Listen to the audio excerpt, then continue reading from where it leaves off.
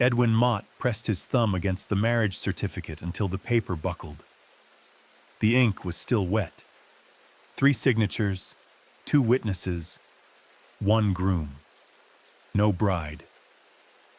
Outside his window, Clay County's courthouse square lay empty under February sleet. But inside his office, the air held something warmer, the faint sweetness of funeral lilies mixed with coal smoke. He had registered 400 marriages in 6 years. He knew what belonged in each blank. Bride's name, Luella May Hodge. Bride's signature, a shaking L that trailed into nothing. Witnesses, 2 Calhoun brothers who wouldn't meet his eyes. Groom, Sterling Calhoun, age 47, smelling of damp wool and something else. Mud from a fresh-turned grave. The certificate required both parties present or a sworn proxy with cause. Sterling had neither. Just a story about Luella taking ill after the ceremony, needing rest, couldn't make the walk to town. And a deed transfer, also signed in that same dying hand, notarized that morning by the justice of the peace who lived above the funeral parlor. Edwin had filed it. He had no choice. But when the Calhouns left, he found himself staring at the signature line, at the way the ink pooled in spots like it had been copied from something else. Something written by a hand that was no longer breathing. Edwin Mott's office occupied the northwest corner of the Clay County Courthouse, a brick building that smelled of floor wax and mimeograph fluid.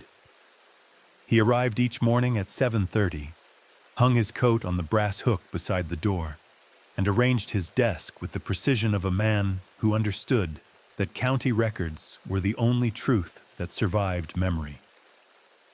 Marriage certificates in the left drawer, property transfers in the right, death certificates in the locked cabinet beneath the window, because those, he had learned, people came back to dispute.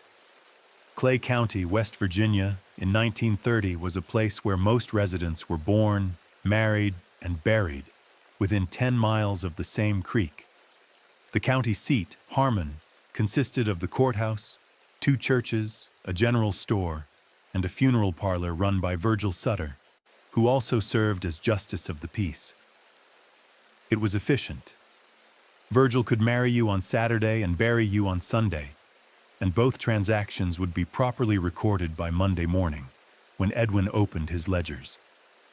February 9th, 1930, began no differently than any other Monday.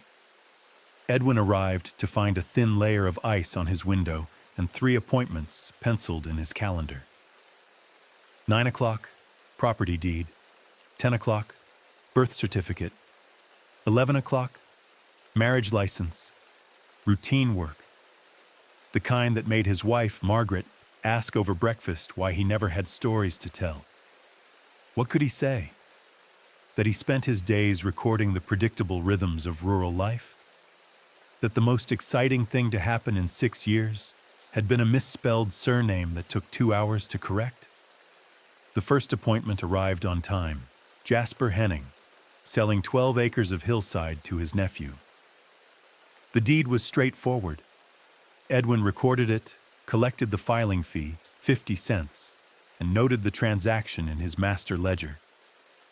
By 9:20, Jasper was gone, and Edwin was alone again with the radiator's hiss and the distant sound of sleet tapping the courthouse windows. The second appointment never came. Birth certificates were often like that. Babies arrived on their own schedule, not the courthouse's.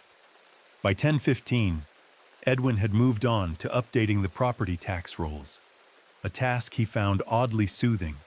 Numbers in columns, each one accounting for a piece of earth that would outlast the people who claimed it. The knock at 10:58 made him look up. 3 men stood in the doorway. He recognized them immediately. The Calhoun brothers, Sterling and Ned, and their cousin Raymond. They were hill people, from the hollow east of Harmon, where the roads turned to mud in spring and the families kept to themselves. Sterling, the eldest, held a folded paper, His hands were clean, but his boots tracked in clumps of red clay that melted into dark puddles on Edwin's floor. "Got a marriage to register," Sterling said. His voice had the flat affect of someone delivering a rehearsed line. "Me and Luella Hodge, performed this morning by Justice Sutter." Edwin held out his hand for the certificate. It was the standard form, typed on Sutter's machine. The E key stuck, leaving faint impressions where it should have struck clean. The details were complete. Groom's name, bride's name, date of ceremony, witnesses, Sutter's signature and seal. Everything in order, except for one detail that made Edwin's stomach tighten. "Where's the bride?" he asked. Sterling's face remained neutral. "She took ill right after. Couldn't make the walk into town. Justice Sutter said it was legal long as the certificate was signed." "It is legal," Edwin said slowly. "If both parties signed in the presence of the justice and witnesses. Was Mrs. Calhoun, was Luella present for the ceremony?" "She was," Ned said. He was younger than Sterling, leaner with the kind of quick eyes that tracked every movement in the room. Said her vows clear as anything, signed the paper herself. Then the weakness came over her, and we brought her home to rest. Edwin looked at the signature line. Luella May Hodge, now Calhoun. The writing was shaky, the letters uneven, but legible. Except the L in Luella began strong and then faded, as if the hand had lost pressure midway through. And the May was written in slightly darker ink, as though traced over an earlier attempt. Something was wrong. Edwin had registered enough signatures to recognize distress. He had seen arthritic hands struggle with pens, seen illiterate farmers sign with X marks, seen nervous brides misspell their own names. This was different. This was the signature of someone who couldn't hold the pen steady, or someone copying another person's hand. "I'll need to see her," Edwin said. "County code requires both parties to appear for registration, or a sworn affidavit if one is incapacitated." Sterling's jaw tightened. "She's resting, ain't fit for travel." "Then I'll come to her." Edwin kept his voice even. "I can bring the book. She just needs to sign in my presence, confirm the marriage." Raymond shifted his weight, and Edwin caught a look pass between the brothers. It lasted only a second, but it carried the weight of a decision already made. "That won't be necessary," Sterling said. He reached into his coat and produced another paper, a property deed. "We also need to file this. Transfer of Luella's land. 60 acres on Birch Run, deeded to her by her father. She's signing it over to me now that we're married." The deed bore the same shaky signature. Luella May Hodge, with Calhoun added in Sterling's blocky print. Witnessed by Ned and Raymond.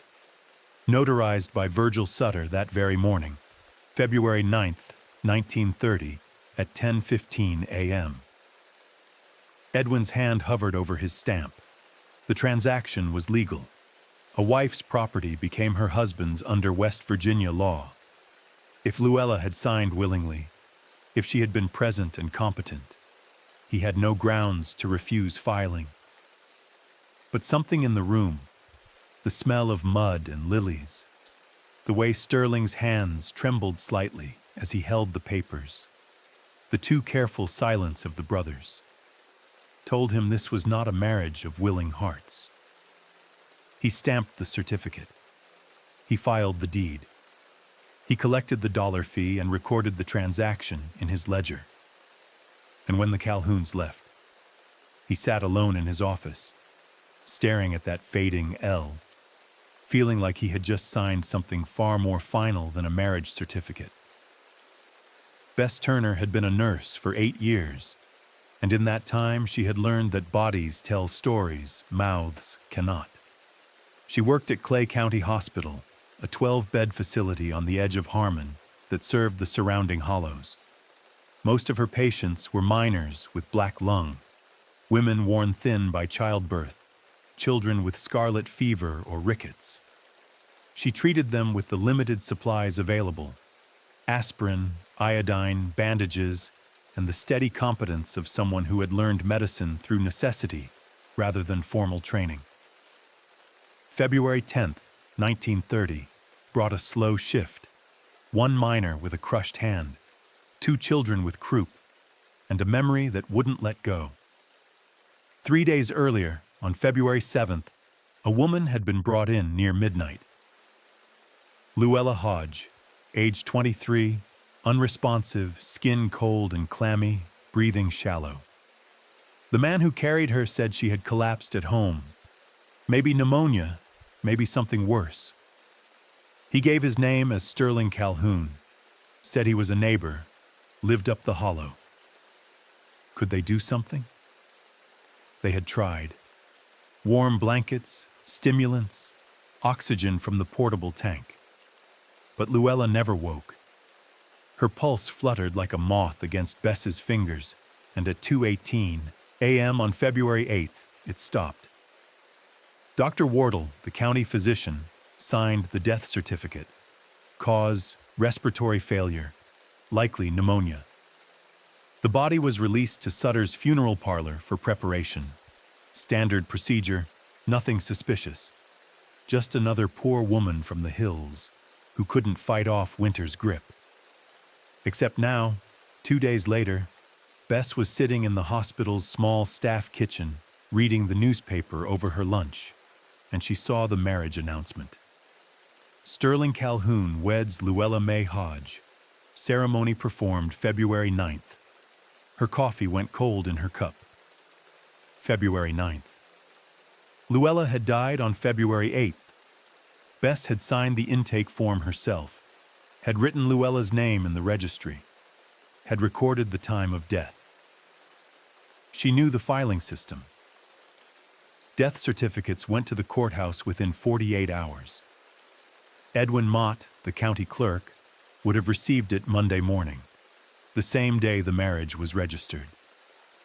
Unless he hadn't. Bess pushed back from the table and walked to the hospital's records room. She found Luella's intake file in the cabinet marked "Deceased February." The handwriting was her own.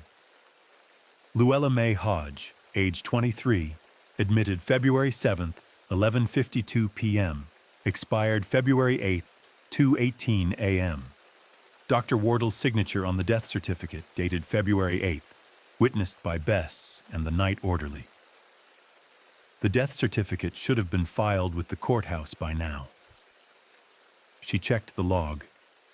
Dr. Wardle had signed the courier sheet on February 8th morning. The certificate should have reached Edwin Mott that afternoon at the latest. So why had Edwin registered a marriage to a dead woman? 2 possibilities.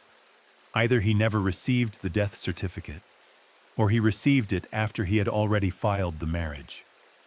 Both scenarios were plausible, but both required coordination. Someone would have had to delay the certificate's delivery, or someone would have had to rush the marriage filing before the death could be recorded. Bess returned to the kitchen and reread the announcement. Ceremony performed by Justice Virgil Sutter. Witnesses: Ned Calhoun, Raymond Calhoun. The bride's signature appeared on the certificate according to the notice. Luella's signature. Bess thought about the woman she had tried to save. She remembered limp hands, skin too cold to warm, eyes that never opened. She remembered Sterling Calhoun's face in the hospital hallway, impassive as stone. He had asked no questions, demanded no explanations. When Dr. Wardle told him Luella was gone, he had simply nodded, signed the release form for the body, and left. No tears, no grief, just a signature and a quiet exit into the February night. And now he was her widower husband, married to her in the hours after her death, and the county had recorded it as legal. Bess set down the newspaper. She had no authority to investigate, She was a nurse, not a sheriff, but she knew Luella's signature. She had watched the woman's intake form being prepared, had seen the clerk ask for Luella's mark. The woman had been too weak to write.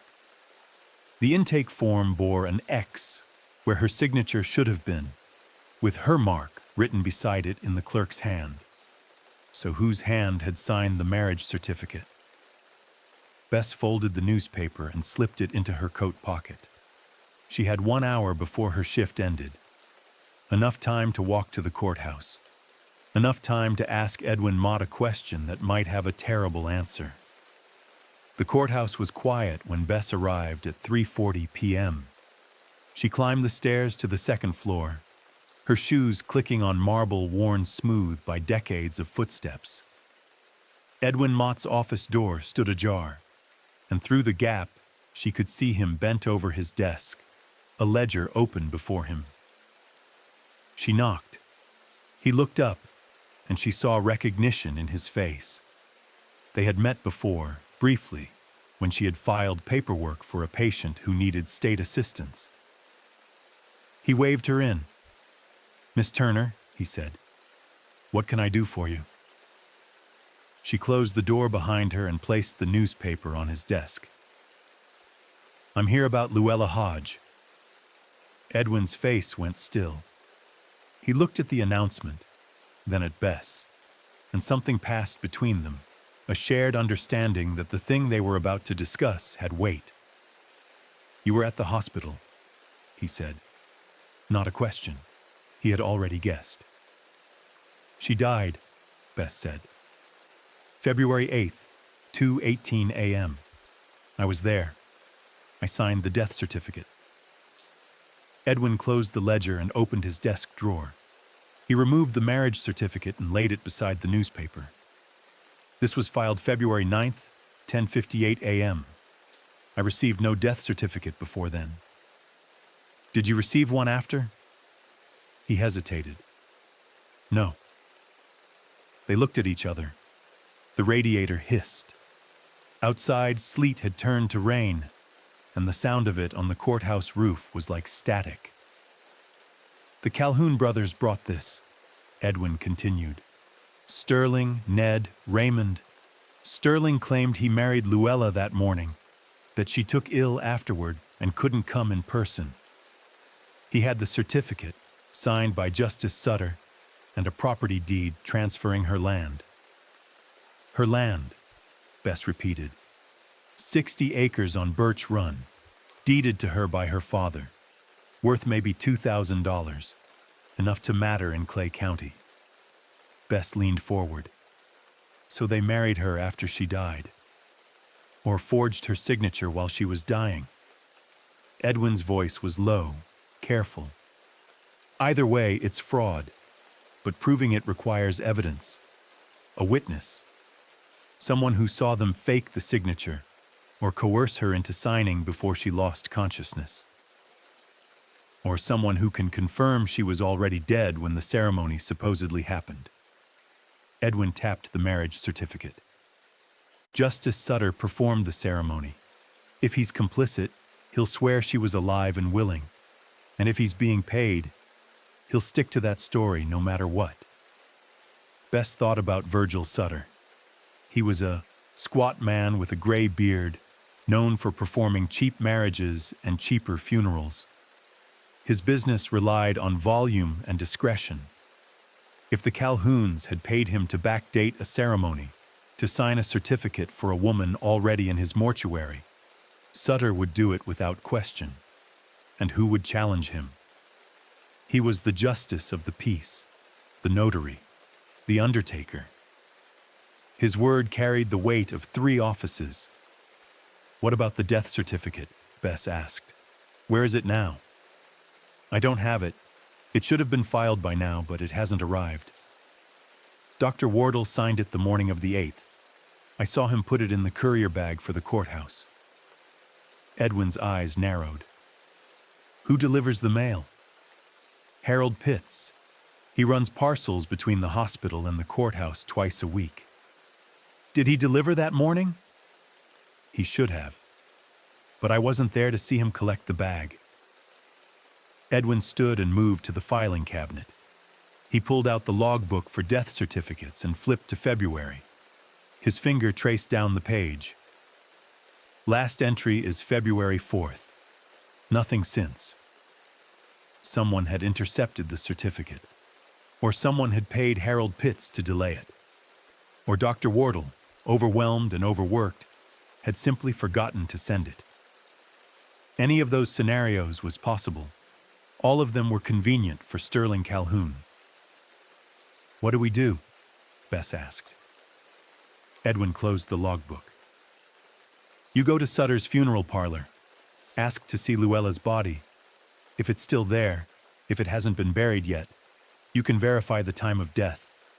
Look for rigor mortis, decomposition, anything that proves she died before the 9th. And you? I'm going to talk to Harold Pitts. If he delayed that certificate, I want to know why." Bess stood. She felt the weight of what they were about to do. Challenge the recorded truth. Accuse men of fraud. Risk their own positions. In a county where the justice of the peace and the undertaker were the same person, where the Calhouns had enough land to matter, this was not a small thing. But she thought of Luella's cold skin, of the X mark on the intake form, of the marriage certificate signed in a dying woman's name. Some lies were too big to let stand. She left the courthouse at 4:10 p.m., the rain soaking her coat as she walked the 3 blocks to Sutter's funeral parlor. The building was a 2-story clapboard structure painted white, with black shutters and a sign in Gothic lettering, Sutter and Son, Est. 1902. The door was unlocked. She stepped inside. The parlor's front room smelled like furniture polish and something sweeter. Lilies, masses of them, arranged in vases along the walls. A small desk sat near the window, behind which sat Virgil Sutter himself, writing in a ledger. He looked up as she entered, his expression shifting from neutral to wary. "Miss Turner," he said, "can I help you? I'm here about Luella Hodge, the woman who died at the hospital 2 days ago." Sutter closed his ledger. "What about her?" "I'd like to see her. Verify some details for the hospital records." "She's been prepared. No need for hospital records now." "It's procedure," Bess lied. "Dr. Wardle wants confirmation of time of death for his files." Sutter stood, his chair scraping the floor. "The body's in the back, but you can't see her." "Why not?" "Family request. Closed casket. No viewings." "She has no family. Her father died last year. She was an only child."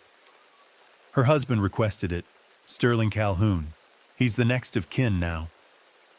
The word husband hung between them. Bess kept her face neutral. "When is the burial?" "Tomorrow, noon." "Can I at least see the preparation room? I need to confirm the embalming process was done correctly." Sutter's jaw tightened. "That's not hospital business." "It is if the family files a complaint. Dr. Wardle wants to make sure everything was handled properly." It was a bluff, and Sutter knew it.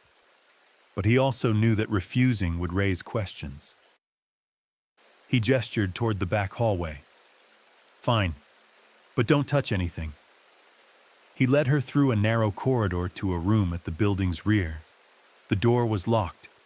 He produced a key and opened it, stepping aside to let her pass. The preparation room was cold, the air smelling of formaldehyde and something organic. Decay, just starting. A single table stood in the center, covered with a white sheet. Beneath it, a shape. Human. Still. Bess approached slowly. Sutter stood in the doorway, watching. She pulled back the sheet. Luella's face was pale, the skin waxy and tight. Her eyes were closed, her lips sewn shut in the mortician's practiced seam. Bess's training took over. She checked the jaw. Rigor had passed, the muscles soft again. She checked the abdomen, slight distension, early decomposition. She estimated 36 to 48 hours since death, consistent with February 8th. But there was something else. Luella wore a dress, white cotton with lace at the collar, a wedding dress, and the fabric near the hem was damp, darkened as though it had been soaked and then dried. Bess touched it. The cloth crackled faintly under her fingers, stiff with something more than water. She lifted the hem slightly. Inside the lining, small shapes pressed against the fabric. She felt them through the cloth. Hard, metallic, cold. Nails, dozens of them, sewn into the hem to weigh it down. Her stomach turned. She lowered the sheet and stepped back. "Satisfied?" Sutter asked from the doorway. "Yes," Bess said. "Thank you." She left the parlor at 4:35 p.m., her hands shaking. The rain had stopped, and the air was cold and sharp. She walked quickly, not toward home, but back to the courthouse. Edwin Mott needed to know what she had found. Luella's dress had been weighted. Someone had prepared her body for burial in water.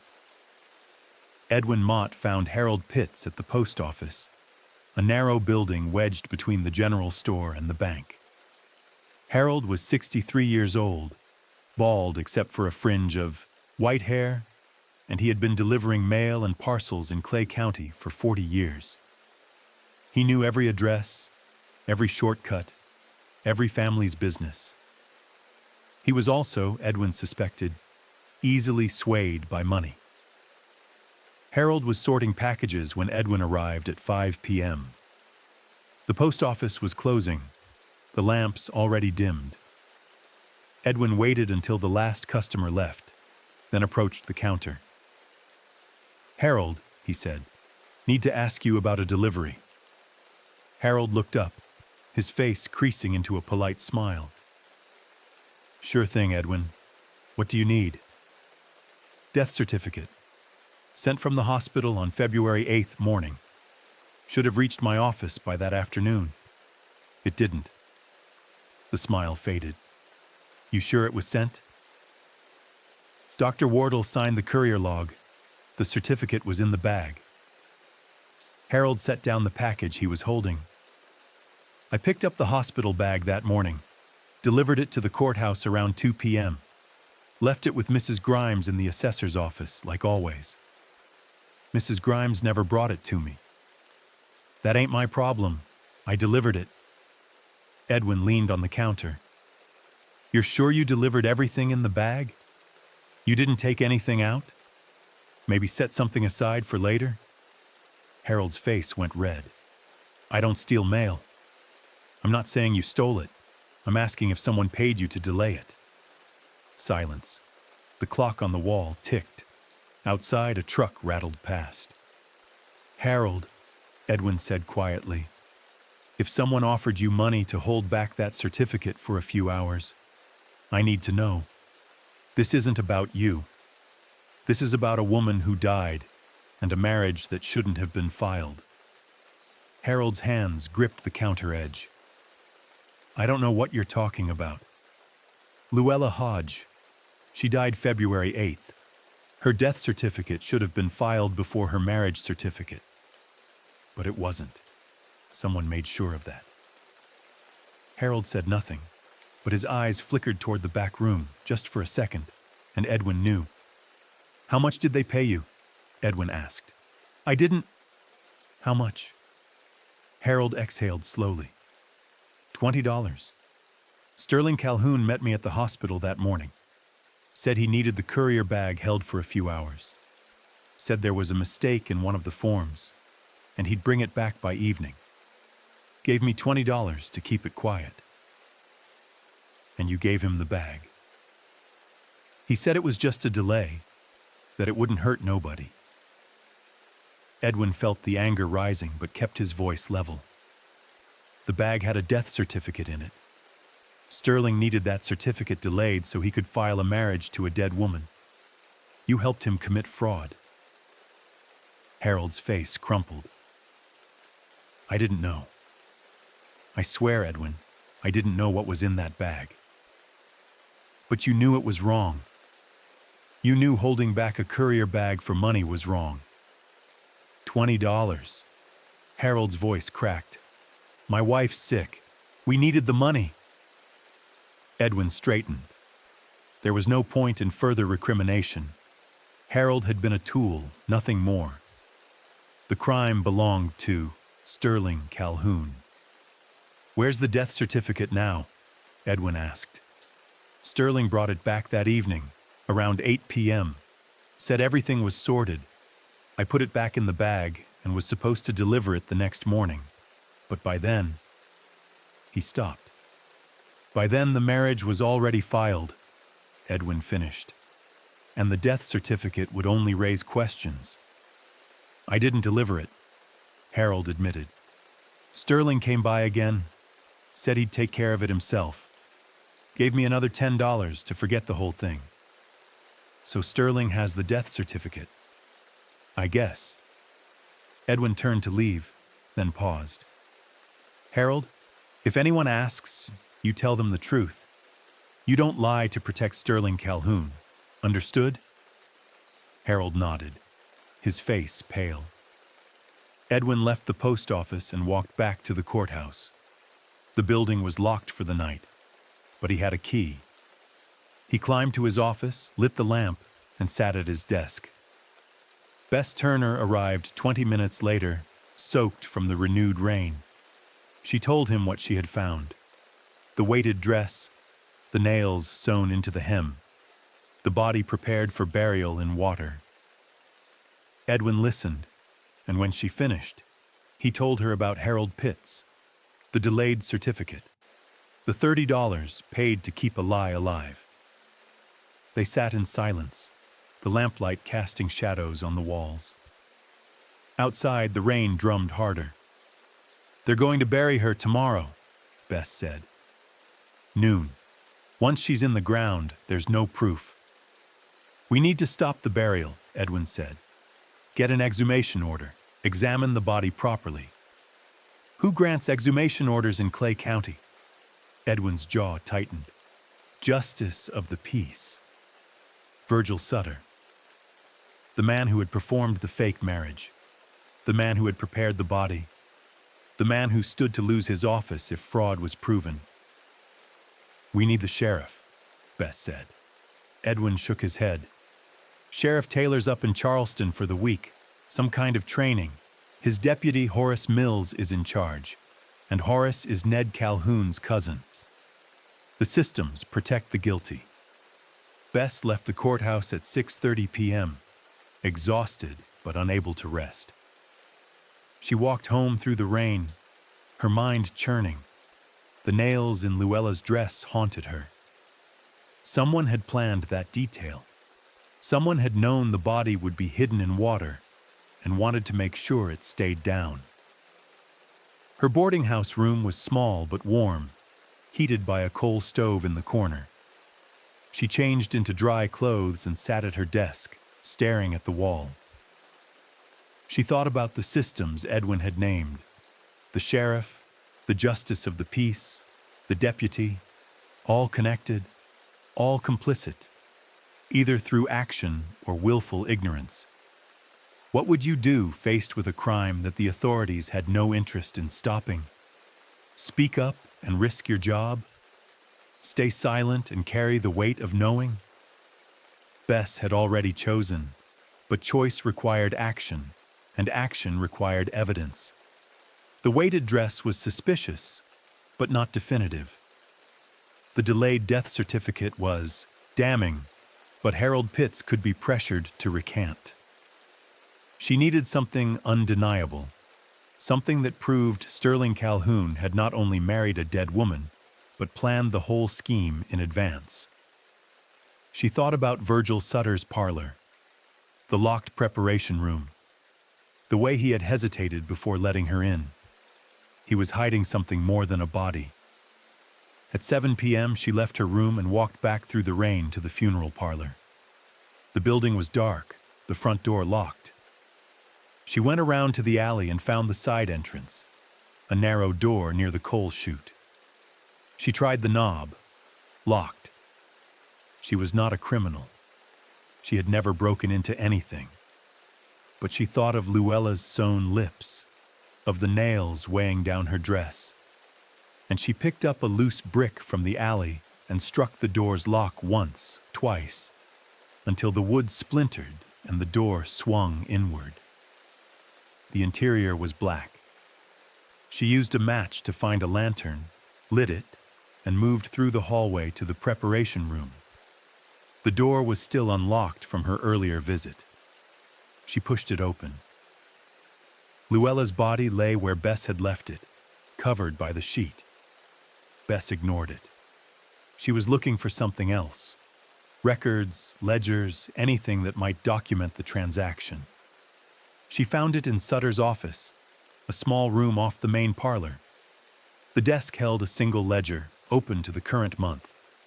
She scanned the entries. February 4th, funeral services for Thomas Reese, $67. February 6th, marriage ceremony, $3. February 8th, embalming services for Luella Hodge, $40. $40 for embalming, standard rate. But there was a second entry, written in smaller script beneath the first. Special arrangement, SC, $100.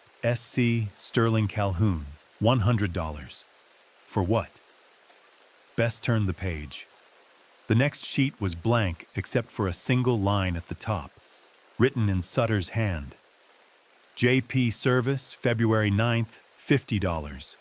Notary fee, February 9th, $25. $75 paid to Sutter for performing the marriage ceremony and notarizing the deed.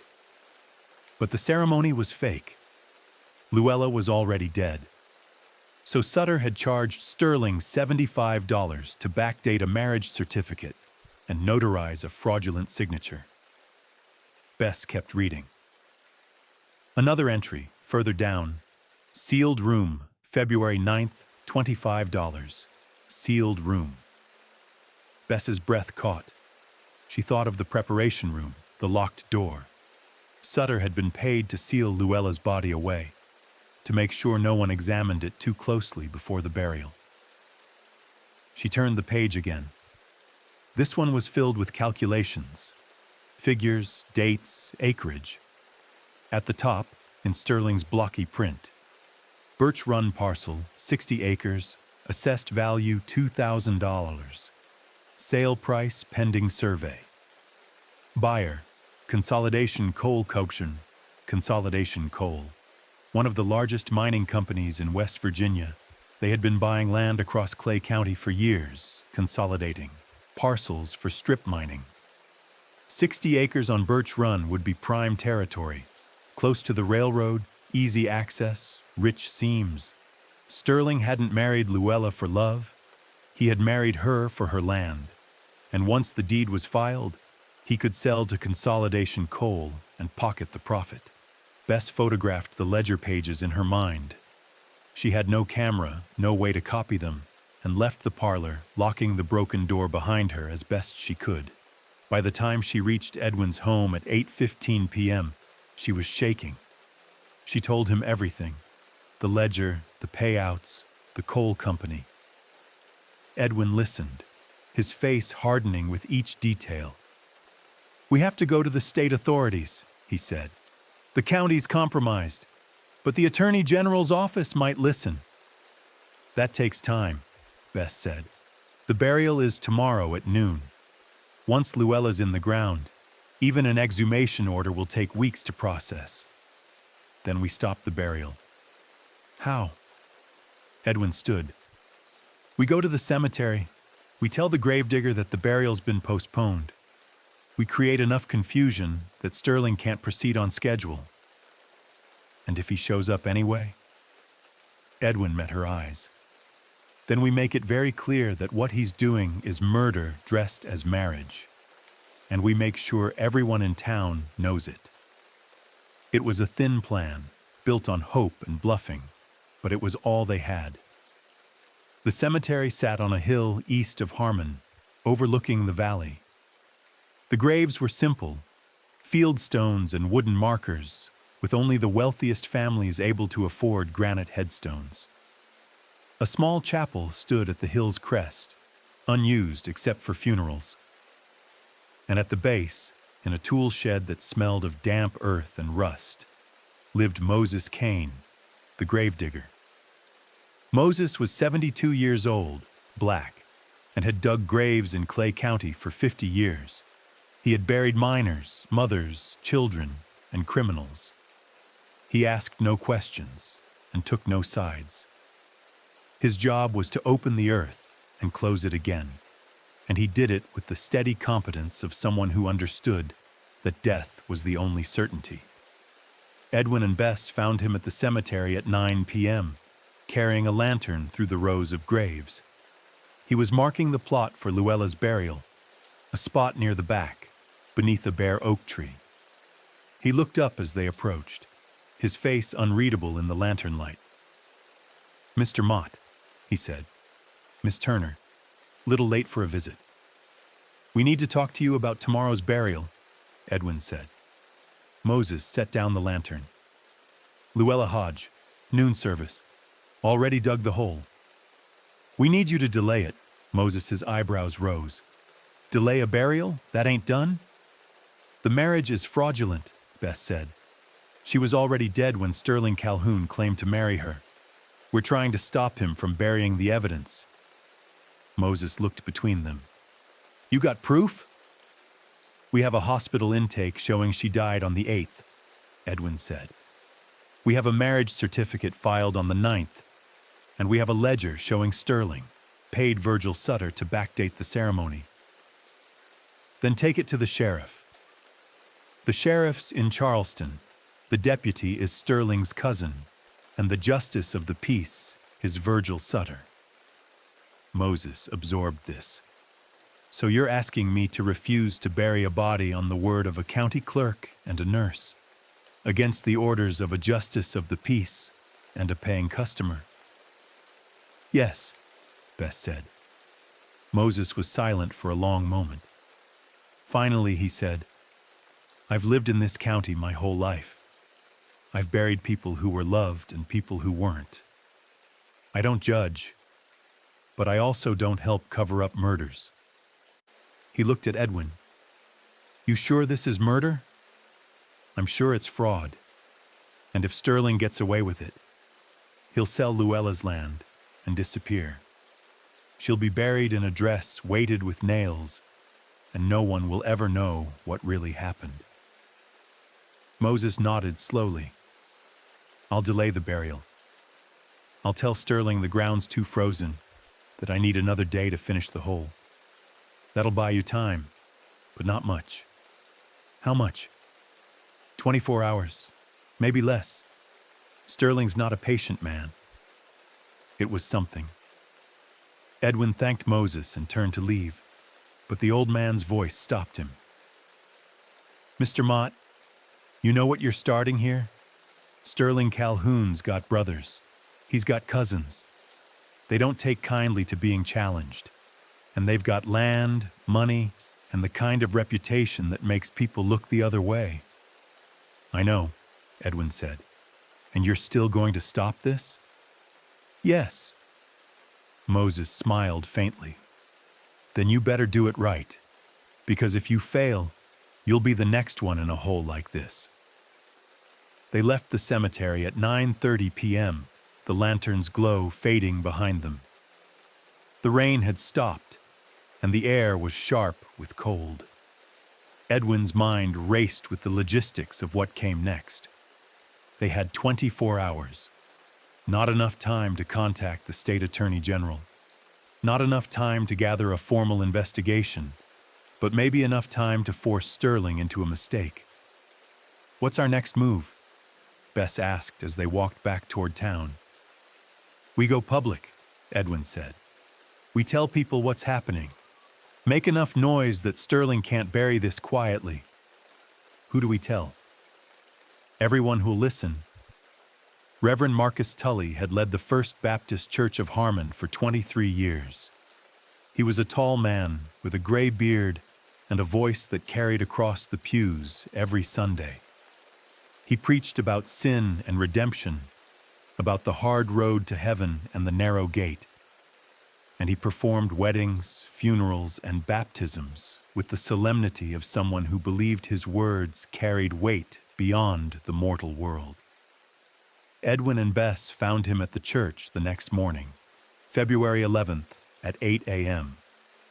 He was preparing for Sunday's service, arranging hymn books on the pews. He looked up as they entered, surprise crossing his face. "Edwin, Miss Turner, what brings you here?" Edwin closed the door behind them. "We need to talk to you about Luella Hodge." The surprise faded, replaced by caution. "Luella's funeral is this afternoon. I'm scheduled to officiate." "She's already dead," Bess said. "She died 3 days ago at the hospital. Sterling Calhoun is trying to bury her under false pretenses." Tully set down the hymn book he was holding. "What do you mean, false pretenses?" Edwin explained. "The delayed death certificate, the backdated marriage, the ledger showing payouts to Sutter." Tully listened without interrupting, his face growing more troubled with each detail. When Edwin finished, Tully said, "This is a serious accusation." "It's not an accusation," Bess said. "It's a fact. Luella died on the 8th. Sterling filed a marriage on the 9th. The math doesn't work unless he forged her signature or coerced her into signing while she was dying." "Have you taken this to the sheriff?" "Sheriff Taylor's in Charleston. His deputy is Sterling's cousin." Tully rubbed his forehead. "And you're asking me to do what? Refuse to perform the funeral?" "We're asking you to delay it," Edwin said. "Give us time to get the state authorities involved. And if I refuse, then you're complicit in a fraud." Tully's jaw tightened. "I don't appreciate being threatened in my own church." "It's not a threat," Edwin said. "It's the truth. If you perform that funeral knowing what we've told you, you're helping Sterling cover up a crime." Tully walked to the front pew and sat heavily. He was silent for a long time, staring at the cross above the altar. Finally, he spoke. "Luella Hodge was a good woman. She came to services when she could, sang in the choir. After her father died, she lived alone on that farm, kept it running by herself. I always thought she deserved better than what life gave her." He looked up at Edwin and Bess. "But if I delay this funeral, if I publicly challenge Sterling Calhoun, I'm putting myself and this church in the middle of a legal battle. And this church has debts. We rely on donations from families like the Calhouns." "So you're going to let him get away with it?" Bess said flatly. "I'm going to pray for guidance," Tully replied. "And I'm going to ask you to do the same. Because what you're proposing isn't just about stopping a fraud.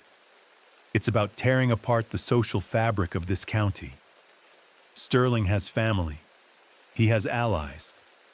If you accuse him publicly and you're wrong, you'll be destroyed. And if you're right, you'll make enemies for life." "We're already right," Edwin said. "The evidence is clear. Evidence doesn't matter if the authorities refuse to act on it." Tully stood. "I'll perform the funeral, but I'll make it brief, and I'll pray that God sees fit to reveal the truth in his own time." Edwin and Bess left the church at 8:45 a.m., the cold air biting at their faces. Tully's refusal stung, but it wasn't unexpected. Complicity came in many forms: silence, delay, willful ignorance. All of them were sins, but only the last was forgivable. They had 4 hours until the burial, not enough time. The Clay County Gazette was a weekly newspaper published out of a storefront on Main Street. Its editor, Leonard Price, was 51 years old, balding, and fiercely independent. He had run the Gazette for 18 years, printing stories about local politics, mining accidents, church socials, and high school football. He avoided scandal where possible, but he had a reputation for fairness. If you could prove your story, Leonard would print it. Edwin and Bess arrived at the Gazette's office at 9:15 a.m. Leonard was setting type for the next edition, his hands stained with ink. He looked up as they entered, pushing his glasses up his nose. "Edwin, Miss Turner, what can I do for you?" "We have a story," Edwin said. "It's urgent." Leonard gestured to the chairs in front of his desk. "I'm listening." Edwin laid out the facts. Luella's death on February 8th, the marriage filed on the 9th, the delayed death certificate, the payouts to Sutter, the coal company's interest in her land. He kept his voice steady, factual, letting the timeline speak for itself. Leonard listened without interrupting. When Edwin finished, the editor leaned back in his chair and exhaled slowly. "You're asking me to print this before the funeral?" "We're asking you to print the truth. The truth as you understand it. But you don't have all the pieces. You don't have Sterling's side. You don't have a statement from Sutter. You don't have confirmation from the coal company. We have a hospital intake showing Luella died on the 8th, Bess said. We have a marriage certificate filed on the 9th. That's not interpretation. That's chronology. And the delayed death certificate? The payouts? Those are hearsay unless you have the actual documents." "I saw the ledger," Bess said. "But you didn't photograph it. You didn't copy it. You can testify to what you saw, but in court, that's not evidence. It's testimony. And testimony can be challenged." Edwin leaned forward. "Leonard, we're not asking you to convict Sterling in print. We're asking you to raise questions. Print the timeline. Print the fact that a woman died and was married on consecutive days. Let readers draw their own conclusions." Leonard was silent, his fingers drumming on the desk. Finally, he said, "If I print this, Sterling will sue. He'll claim libel. He'll drag the Gazette into court, and I'll spend the next year defending a story that I can't fully prove." "But if you don't print it," Bess said, "Luella will be buried. Sterling will sell her land, and no one will ever know what happened." Leonard looked at her, then at Edwin. "You're putting me in an impossible position." "We're asking you to do your job," Edwin said. "You're a journalist. Journalists tell the truth." "Journalists tell provable truths," Leonard corrected. "And this story right now isn't fully provable." He stood. "But I'll do this. I'll hold space in tomorrow's edition. If you can get me more evidence by tonight, copies of the ledger, a statement from Harold Pitts, anything concrete, I'll print it. But I won't run this story on hearsay and timeline alone." It was a conditional victory, but it was something. Edwin and Bess left the Gazette at 9:45 a.m. They had 2 hours until the funeral and no clear path to the evidence Leonard needed. "We're running out of time," Bess said. "Then we make Sterling's lie too big to bury," Edwin replied. The cemetery at noon was gray and cold, the sky heavy with the promise of more rain. 23 people had gathered for Luella's funeral, neighbors, a few distant cousins, and the Calhoun brothers. Sterling stood at the front, dressed in a black suit that looked too new, his face expressionless. Ned and Raymond flanked him, silent sentinels. Reverend Tully stood beside the open grave, his Bible open, waiting, except the grave wasn't ready. Moses Kane stood at the edge of the hole, leaning on his shovel. "Ground's harder than I thought," he said to Sterling. "Gonna need another few hours." Sterling's face darkened. "You said noon." "I said I'd try for noon." can't dig through frozen clay any faster than it wants to be dug. The body's been prepared. The service is scheduled. Then we'll do the service and bury her tomorrow.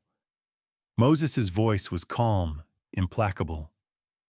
Ain't no rule says the burial has to happen same day as the service. Sterling took a step closer. I'm paying you to dig a grave, not to make excuses. And I'm telling you, the grave ain't ready. Moses didn't move. You want to complain? Take it up with the church board. But I ain't burying nobody in a half-dug hole, the crowd murmured. Tully cleared his throat. We can proceed with the service and delay the burial. It's not ideal, but it's happened before. Sterling looked like he wanted to argue, but the eyes of 23 people were on him. He couldn't push too hard without raising suspicion. Finally, he nodded. Fine, but I want her in the ground by tomorrow morning. First light, Moses agreed. The service was brief. Tully read from Psalms, said a prayer, and spoke a few words about Luella's kindness and her hard life. No one mentioned the marriage. No one asked questions. When it ended, the crowd dispersed, and Sterling stalked off toward town, his brothers trailing behind. Bess and Edwin watched from the tree line, hidden among the bare branches. They had been there the whole time, waiting to see if Moses's delay would work. That bought us until morning, Bess said. Not enough. Edwin's voice was tight with frustration. We need more evidence. Leonard won't print the story without it, and Moses can't delay the burial indefinitely. Then we go back to Sutter's parlor. We photograph the ledger. With what camera? Bess hesitated. Dr. Wardell has one. At the hospital. He uses it to document injuries for legal cases. Can you get it? I can try. They split up. Bess went to the hospital.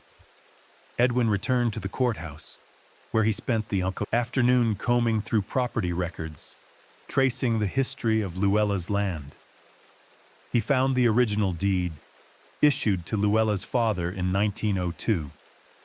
Found the transfer to Luella upon her father's death in 1929.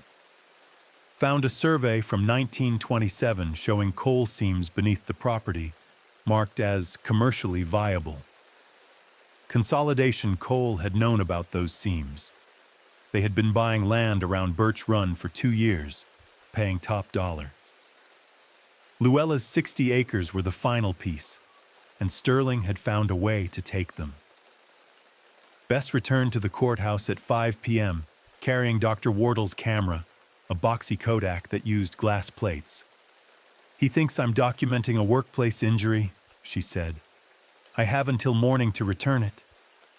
Then we go tonight. They waited until dark. At 8 p.m., they approached Sutter's parlor through the alley. The broken door was still unlocked. They slipped inside, lit a single candle, and moved to Sutter's office. The ledger was gone. Edwin searched the desk, the drawers, the filing cabinet. Nothing. Sutter had moved it, hidden it, or destroyed it. He knows, Bess whispered. He knows someone was here. A sound from the front of the building, the door opening, footsteps in the hall. They froze. Virgil Sutter's voice. I know you're in there. Come out. Edwin and Bess stepped into the hallway, hands raised. Sutter stood near the front door, holding a lantern. His face was calm, but his eyes were hard. You broke into my parlor, he said. That's trespassing. I could have you arrested. We're investigating a fraud, Edwin said. You married a dead woman to Sterling Calhoun. I married a living woman who signed a legal certificate. If she died afterward, that's not my concern. She died before the marriage. The hospital intake shows it. Hospital records can be wrong. Sutter set the lantern on a table. And even if they're right, what does it matter? Sterling's her husband. He has legal claim to her property. The courts won't overturn a marriage over a technicality. It's not a technicality, Bess said. It's fraud. You charged him $75 to backdate a ceremony and notarize a forged signature. That's a crime. Sutter's mouth tightened. You saw my ledger. I did. And you think that proves something? He laughed, short and bitter. Ledgers can be rewritten. Entries can be explained. You have no photographs, no copies. Just your word against mine. We can testify, Edwin said. And I can deny. Who do you think the court will believe? A county clerk and a nurse? Or a justice of the peace with 20 years of service? The answer was obvious. Sutter had the weight of office behind him. Edwin and Bess had only their reputations, and reputations were fragile. What do you want? Edwin asked. Sutter crossed his arms. I want you to stop. Leave this alone. Let Luella be buried. Let Sterling sell his land. Everyone gets what they want. Except Luella, Bess said. Luella's dead. She doesn't want anything. Sutter's voice was flat. This is how the world works. People with land find ways to keep it or lose it. Sterling found a way to take hers. That's not evil. That's survival. It's theft, Edwin said. It's legal theft, which means it's not theft at all. Sutter picked up the lantern. You have until morning to decide. Drop this, or I'll make sure everyone in town knows you broke into my parlor. I'll press charges. You'll lose your jobs, your reputations, everything. He walked toward the door, then paused. And one more thing. If you keep pushing this, Sterling won't just ruin you. He'll make you disappear. You think Clay County cares about a clerk and a nurse? You're nobody. You'll vanish, and no one will ask questions. He left, closing the door behind him. Bess and Edwin stood in the dark parlor, the candle flickering between them. He's right, Bess said quietly. We have no proof, no photographs, no ledger, just our word. Then we make our word count, Edwin said. We go to the burial tomorrow. We interrupt it. We force Sterling to answer questions in front of witnesses. And if that doesn't work? Edwin met her eyes. Then we've done everything we can. First light on February 12th came cold and gray, the sky the color of ash. Moses Kane was already at the cemetery finishing the grave. Sterling Calhoun arrived at 6:30 a.m. with Ned, Raymond, and a wagon carrying Luella's coffin. Reverend Tully arrived at 6:45, looking exhausted and uncertain. No one else came. No neighbors, no cousins. Just the five of them and the gravedigger. Edwin and Bess arrived at 7 a.m., walking up the hill as the first shovelfuls of dirt began to fall. Sterling saw them and stopped. You're not welcome here, he said.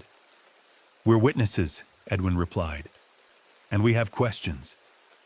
Ask them somewhere else. When did you marry Luella? Edwin's voice carried across the cemetery. What time was the ceremony? Sterling's jaw clenched. That's none of your business. It's public record. You filed the certificate at my office. February 9th, 10:58 a.m. But Luella died on February 8th at 2:18 a.m. So how did a dead woman sign a marriage certificate? The silence stretched. Tully shifted uncomfortably. Moses leaned on his shovel, watching. She signed it before she died, Sterling said finally. We knew she was sick.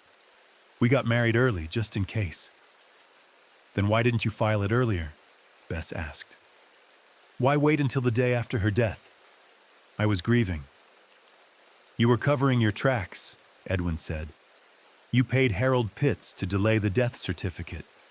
You paid Virgil Sutter to backdate the marriage. You forged Luella's signature on a deed transferring her land. This isn't a marriage. It's a land grab. Sterling took a step forward. You're calling me a liar? I'm calling you a fraud. Ned and Raymond moved closer, flanking Sterling. The threat was clear. You don't have proof, Sterling said. You've got a timeline and suspicions. That's not enough. It's enough to delay this burial, Edwin said. It's enough to request an exhumation order and examine Luella's body for signs of when she actually died. You can't stop me from burying my wife. I can if I report suspected foul play to the state authorities. Sterling's face went red. You do that, and I'll make sure you never work in this county again. Then we'll work somewhere else. The standoff held for 10 seconds. Then Sterling made his choice. He nodded to Ned and Raymond. They moved toward Edwin and Bess. Moses stepped between them, shovel raised. Back off. The brothers stopped. Moses was an old man, but he was holding a sharp tool, and his eyes said he'd use it. This is a cemetery, Moses said quietly. Show some respect. Sterling exhaled slowly. Fine. Bury her. We're done here. He turned and walked toward the wagon, his brothers following, but Edwin wasn't done. Sterling, one more question. The man stopped but didn't turn. Did Consolidation Coal pay you for Luella's land yet? Or are you waiting for the deed to clear? Sterling's shoulders tensed. That's none of your business. It is if you forged a deed to sell stolen property. Sterling turned, his face a mask of rage. You want to die on this hill, Mott? Because I can arrange that. Threaten me again, and I'll make sure everyone in West Virginia knows what you did.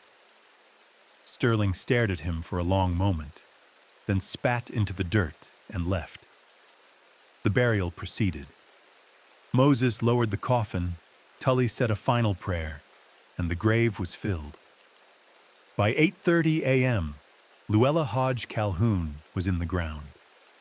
Bess and Edwin walked back to town in silence. They had fought, and they had lost. Luella was buried. Sterling had his deed. The fraud was complete, except for one thing. Leonard Price found Edwin at the courthouse that afternoon. The editor looked shaken. I just got off the phone with Consolidation Coal, Leonard said. I wanted to verify the land sale. You know what they told me? Edwin looked up. What? They're not buying Luella's land. They were in negotiations with her last year, but she refused to sell. Said the land was her father's legacy, and she wouldn't let it be stripped for coal. Edwin felt something shift in his chest. So Sterling doesn't have a buyer. Not unless he finds one. And without Consolidation Coal, that land's worth maybe $500. Not enough to commit fraud over. Then why did he do it? Leonard shook his head. I don't know, but I'm running the story. Full timeline, all the facts we have. It'll be in tomorrow's edition. Sterling will sue. Let him. If he's got nothing to hide, he won't mind the questions. The Gazette published the story on February 13th. The headline, Clerk Questions Marriage of Deceased Woman. The article laid out the timeline, the delayed death certificate, the suspicious signatures. It stopped short of accusing Sterling directly, but it asked enough questions to make readers wonder. By noon, the courthouse was flooded with visitors. Some supported Edwin. Others called him a troublemaker. Sheriff Taylor returned from Charleston that evening and opened a formal investigation. It took 3 weeks. The state attorney general's office got involved. They exhumed Luella's body, confirmed she had died on February 8th. They interviewed Harold Pitts, who admitted to delaying the death certificate. They examined the marriage certificate and found inconsistencies in the signature. On March 8, 1930, Sterling Calhoun was arrested for fraud. Virgil Sutter lost his position as Justice of the Peace. The marriage was annulled. Luella's land went to her estate, eventually sold at auction. Sterling served 18 months in prison. When he was released, he left Clay County and never returned. The fraud was uncovered, but the systems that allowed it remained. Harold Pitts kept his job, though he never delivered another courthouse bag without double-checking its contents. Reverend Tully continued preaching, though he avoided funerals where the deceased's circumstances were unclear. Deputy Horace Mills remained in office, his loyalty to the Calhouns unquestioned, but no longer acted upon. Edwin Mott stayed at his desk in the courthouse, recording marriages and deaths with the same precision he always had. But something had changed. He looked at each certificate now with a skeptic's eye, asking questions, verifying facts. He had learned that the law was only as strong as the people willing to enforce it, and that sometimes enforcement required standing alone. Bess Turner continued nursing at Clay County Hospital. She treated minors and mothers and children, and she remembered Luella every time she signed a death certificate. She had learned that bearing witness was not enough. Witness required action, and action required risk. They never spoke of that February again. The case had been resolved. Justice, in its limited way, had been served. But both of them carried the knowledge that for every fraud uncovered, a dozen remained hidden. That for every Sterling Calhoun arrested, there were others who succeeded. The weight of that knowledge never lifted. In 1968, 38 years after Luella's death, a construction crew broke ground for a new school on the site of the old Clay County Cemetery. The graves had been moved decades earlier, relocated to a modern facility with paved roads and granite markers. But one grave had been missed, a plot at the back, beneath a bare oak tree. The crew uncovered a coffin, its wood rotted but intact. Inside, the remains of a woman, and draped over those remains, a white cotton dress with lace at the collar. The hem, when examined, was found to contain dozens of rusted nails sewn into the lining. The coroner's report noted the oddity, but offered no explanation. The remains were reburied at the new cemetery. The dress was placed in the County Historical Society's archive, labeled Unknown, circa 1930. No one connected it to Luella Hodge. The story had faded. The people who remembered were dead or silent, but the dress remains, folded in a storage box, the nails still pressed against the fabric. A reminder that some truths are heavier than water. Edwin Mott died in 1962, age 74. His obituary mentioned his decades of service as county clerk, his meticulous records, his quiet integrity. It did not mention the marriage certificate he almost filed without question, the one that taught him to ask why. Bess Turner lived until 1983, age 90. She spent her final years in a Harmon nursing home, telling stories about her nursing days to anyone who would listen. She spoke often of a woman named Luella, of a fraud that almost succeeded, of a dress weighted with nails. Most listeners thought she was embellishing. Old people did that, turned ordinary memories into legend. But in Clay County, among the families who remember the hollow east of Harmon, the story persists. They say that on cold February nights, if you walk past the old cemetery site, you can smell funeral lilies and coal smoke. They say that sometimes, in the county courthouse, marriage certificates filed without the bride present are flagged automatically, even though no one remembers programming that rule into the system. They say Luella Hodge still waits for someone to ask the right question. They say the weight never lifts. Subscribe if you want the next deep dive.